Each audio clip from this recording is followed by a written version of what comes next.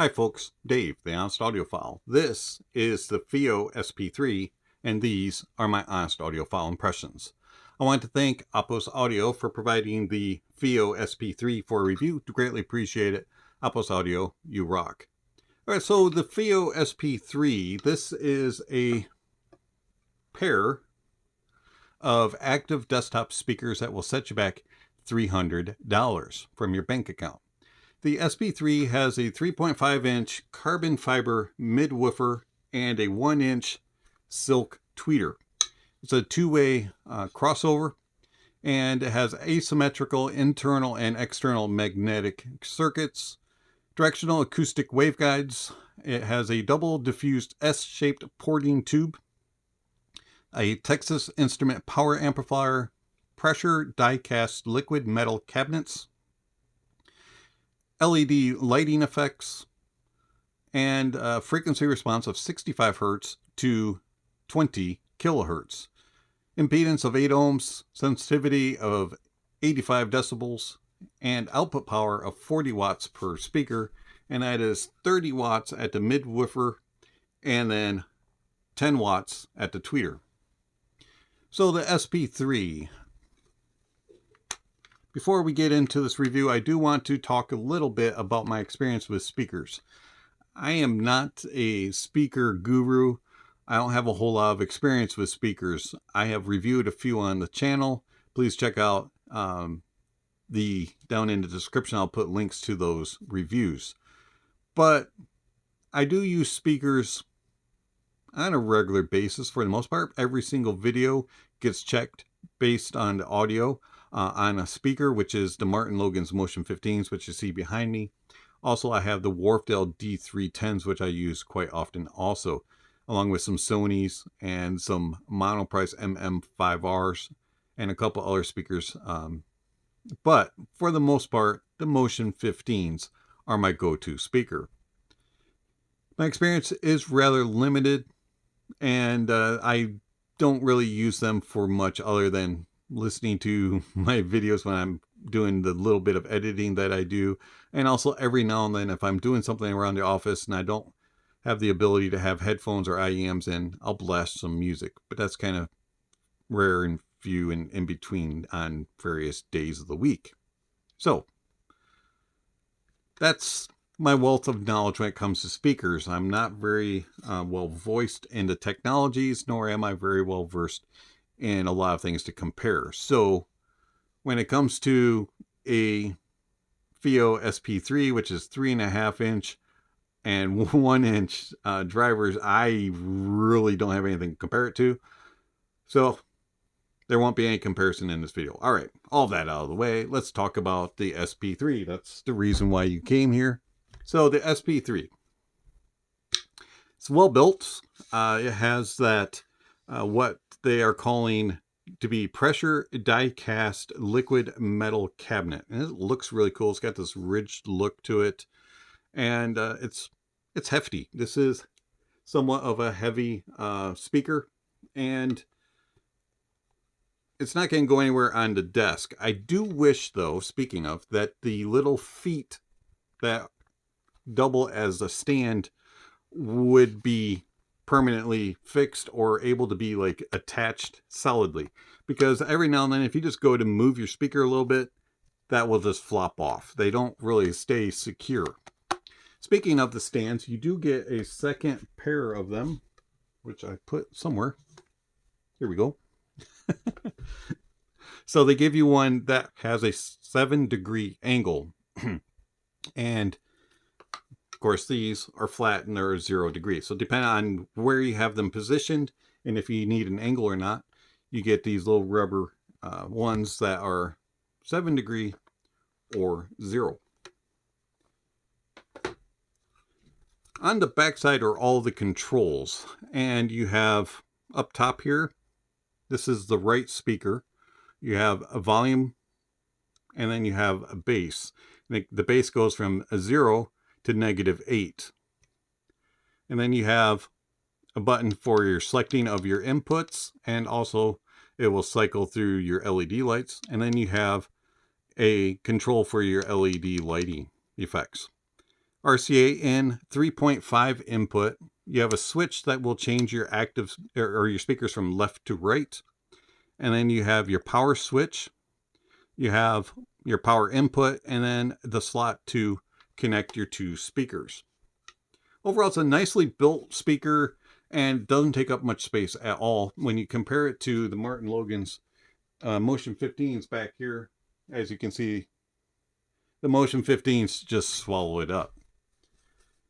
Some of the other accessories that Fiio includes, you get some paperwork, you get your power brick, you get a cable to connect your two speakers. It's about 5 foot long. It's nice and thick and well built, but it's a little bit on the stiff side. I do wish that it was a little bit more soft and not as stiff. And then you get a cable that has a 3.5 and RCAs, and this is reversible. You can use it either way. So RCA input on the speaker and 3.5 from your source, or 3.5 into the speaker, RCA for your source, which is a nice touch. Very nice cable. But again, just like the other cable, it's a bit stiff. All right, so let's pause the video, plug this in, and show off the the LED lighting. All right, so have them plugged in here. Turn them on, and you can see that they flash some lights. And very carefully here, grab the other one. Whoops. And you can see they both have the light. And then if you can hit the input button and it'll change through green means input number 1, and white means input number 2, if I remember correctly. And then if you hit the other button, which is next to the input button, which is the LED, it will cycle through the different colors.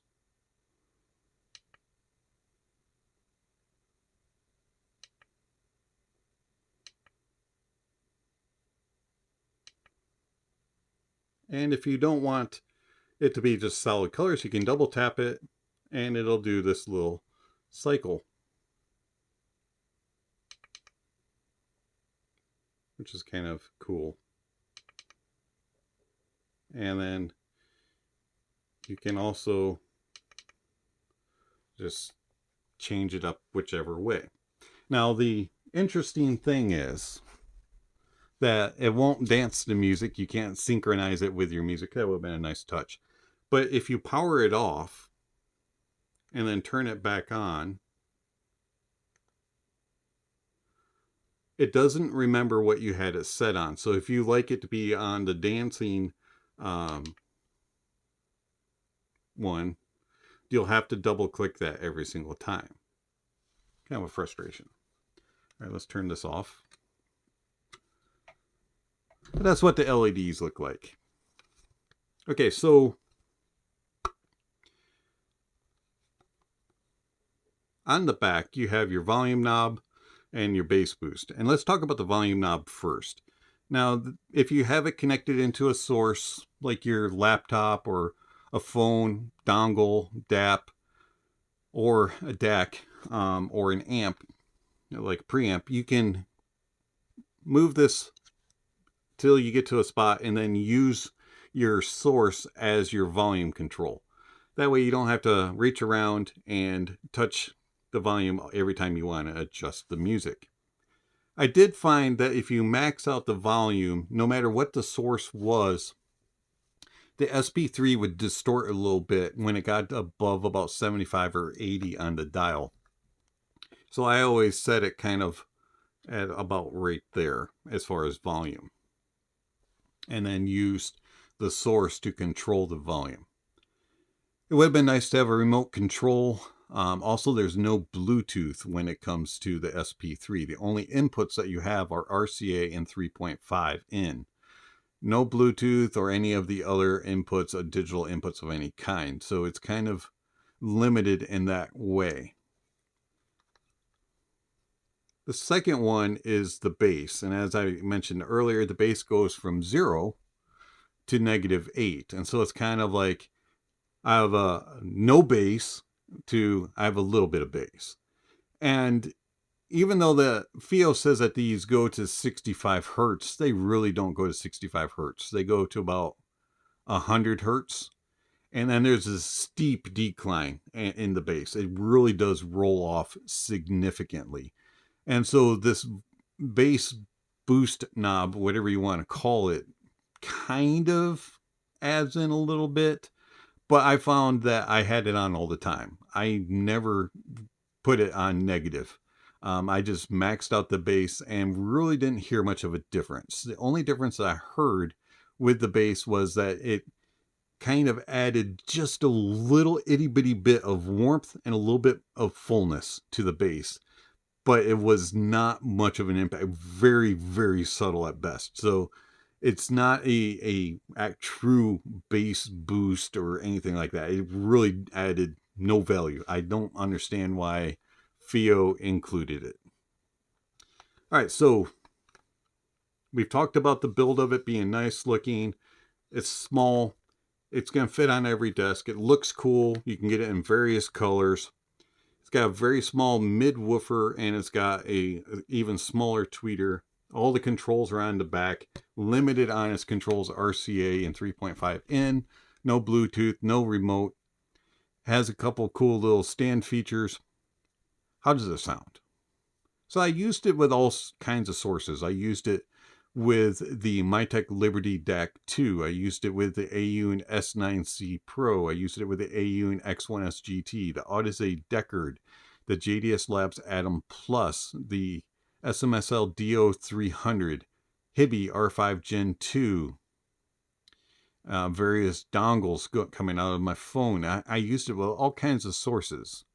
And one thing that stood out very noticeable was that the Fiio SP3 does not sound good with a more neutral, analytical, colder source. So sources like the Mytek Liberty DAC, the Audiophile S9C Pro, and the SMSL DO300 really didn't sound very good with the SP3. It was a little bit too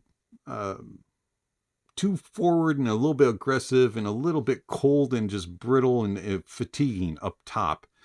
And it didn't have much bass whatsoever. I did find putting on a little bit warmer of a source, the JDS Labs Atom Plus, Audiophile X1S GT, and the Hibi R5 Gen 2, and a few other warmer type sources, it added in a little bit of warmth and it tamed that top end just a little bit, and it wasn't as fatiguing. So I definitely preferred it on a little bit of a warmer source.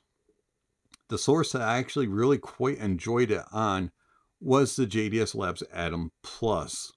And I used the amplifier as a pre-out. And that way I had a volume knob for volume control. I also found that the gain switch worked a little bit, and I got a little bit more fullness and a little bit more impact and slam in the bass by turning on the high gain on the Atom at times on some songs. It was a little bit fun and engaging. Didn't need high gain on everything though. So, the SP3, in general, how does it sound? If you're looking for a more bassy type of sound, something that's going to give you a lot of impact, some sub bass, you aren't going to get it with the SP3. The bass is very much rolled off from 100 hertz down. You don't have any sub bass presence whatsoever, and there's no sub out on the SP3. You get a very little bit of impact and slam in the mid bass. There's just enough to kind of keep music engaging. But I do wish that there was some more to it. And it doesn't have a whole lot of body. It is a little bit thin, and it just sounds a little bit weak in the bass. It's not bad sounding as far as tonality, and it has good details and resolution. It just doesn't have a lot of girth to it, and there's just not a whole lot there. The mids have nice tonality. They have good details and resolution, and overall they're very pleasing. They have a nice kind of balanced approach to things, and you get this nice presence with vocalists, and it kind of engages. But like the bass, it's kind of thin sounding, doesn't have a whole lot of body, and it just doesn't really drive home and connect.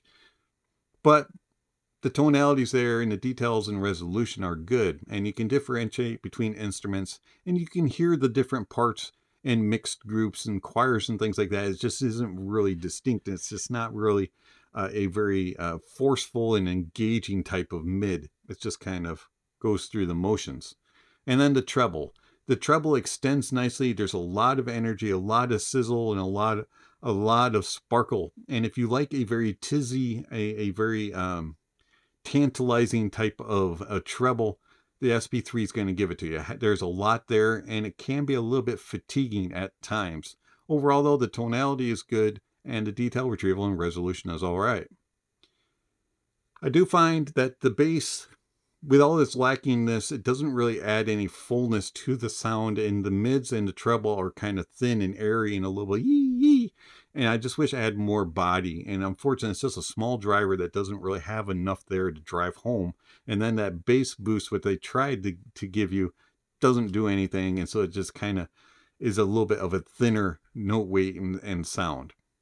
Staging of the SP3 is small. It's not very big. Of course, these are near-field speakers, and so it's going to be directly right in front of you, and it's going to not really expand out very far. It's not a very grand sounding type of stage.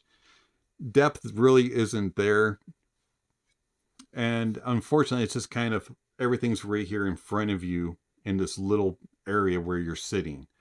The further you spread the speakers out, the weaker it becomes. They are better the closer they are together, but then it becomes very focused. Layering is all right. It does a decent job with layering of instruments. Things don't get muddled and confused, but at the same time, they're not really expansive and individualized.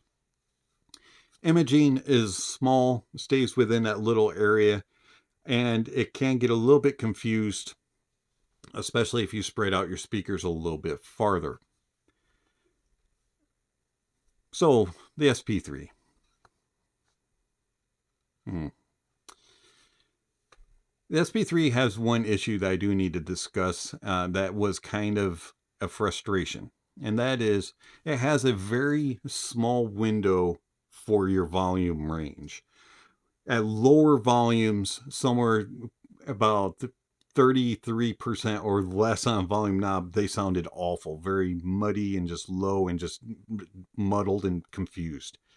From about 33% up to about 66, 75%, somewhere in that range. So you had a little bit of a window. They sounded okay depending on what the source was. But when you got up to about 70, 75% and higher, they become distorted and confused. They would be very fatiguing. The treble would really come out, and it would just be very sharp and intense sounding. And so there's this small window for where they sounded good, and it depended on the source, and also kind of depended on the song. So it was just kind of picky in that regard. The Fiio SP3. Do I like it? Yeah, actually I do. It's something different, something unique. I mean, how often do you get a speaker that has LED lighting on it and that is this small and sits on a desk and doesn't take up much space? So if you have a limited space and you don't listen super loud and you don't need to fill a big room, yeah, the SP3s might work, especially if you're doing just casual listening, casual gaming, maybe watching a YouTube video here or there. But if you're going to do some intensive gaming or some intensive movie watching and you want a more impactful type of sound, SP3 really isn't for you. And if you're going to do any critical listening and really test your gear and listen for intricacies in the music and really dissect the songs and the tracks, yeah, the SP3 is not going to do it for you. So the SP3 is... it's not for me. I like something a little bit bigger. Motion 15s or some of the other speakers that I have reviewed or that I own definitely are the type of speaker that I'm looking for. But if you're looking for something small, not going to take up much room, and you have $300 and you want LED lighting, give the Fiio SP3s a shot. It's been Dave, the Honest Audiophile. Thank you for watching. and I'll catch you on the next video. Speaking of next video, somewhere on screen, subscription links, notification bells. If you haven't already, please check those off. Don't forget to give a thumbs up or a thumbs down to the video, and check out all the links down below. There's all kinds of information on there regarding how you can contact channel, follow channel, support channel. All the kind of stuff is listed down below.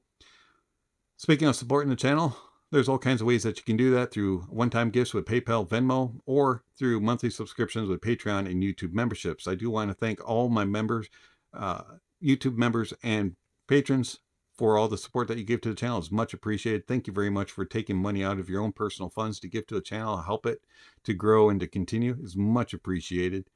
If you're interested in supporting the channel, please check out those links. If you support the channel, you can get access to my private Discord server, and also there's other benefits. So check out the links down below. Also, there's information on there like music recommendations and gear recommendations and all kinds of other things. So check out those links. And lastly, don't forget to enjoy the music, and that honesty is the best policy.